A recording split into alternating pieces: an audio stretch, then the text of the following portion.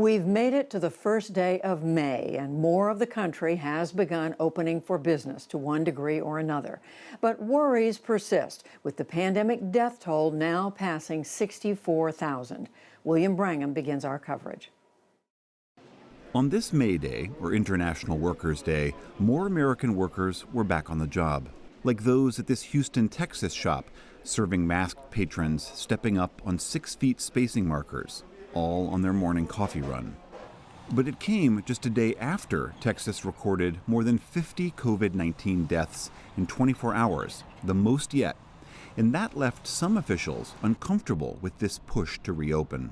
Just because you can open doesn't mean you should. In all, at least 17 states across the U.S. are now moving to reopen their economies, and even more have restrictions set to expire soon. Last night, though, Michigan's Democratic Governor Gretchen Whitmer reissued her stay-at-home order after a day when protesters, many of them armed, invaded the state capitol and Republican lawmakers refused to extend the lockdown another 28 days. Today, President Trump called the protesters very good people and urged Whitmer to make a deal with them. The governor responded this afternoon. Yesterday's scene at the Capitol was disturbing, to be quite honest.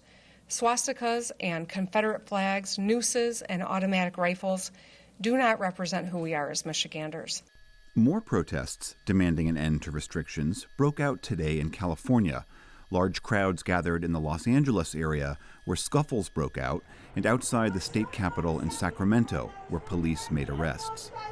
Also today, Mississippi's Republican Governor Tate Reeves said he was not reopening businesses as planned because of a spike in recent cases. I was ready to change our order today, but needed to take the latest health information into account.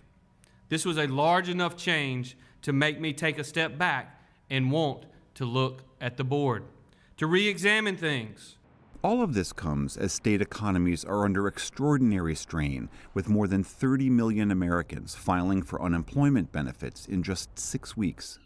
For some of the essential workers who've had to stay on the job, the balance between safety and work has reached a breaking point. Employees at corporate giants like Amazon, Target, and FedEx staged one-day walkouts today over what they say are unsafe working conditions during the pandemic. At the White House this afternoon, President Trump and his top health advisors announced the Food and Drug Administration is allowing emergency use of the experimental drug remdesivir after an initial study showed it cuts recuperation time in COVID-19 patients. The drug's manufacturer, Gilead, will donate 1.5 million vials. I spoke with Dr. Khan and Dr. Fauci. I spoke with Deborah about it, and it's really a very promising situation. Workers around the world united at a distance for May Day as well. In Greece, supporters of the Communist Party there rallied for workers' rights, carefully lined up 6 feet apart. In China, some used their holiday to visit Beijing's iconic Forbidden City, which opened its gates for the first time in months. Visitor Pan Jinghua said it was a needed pilgrimage in a very difficult year. I've come here because I think that 2020 has been a really tough year so far, and the Forbidden City holds a kind of sacred place in my eyes. I hope that by coming here to visit, I can just start a beautiful day. Hopes of renewal as the world awaits a reopening. For the PBS NewsHour, I'm William Brangham.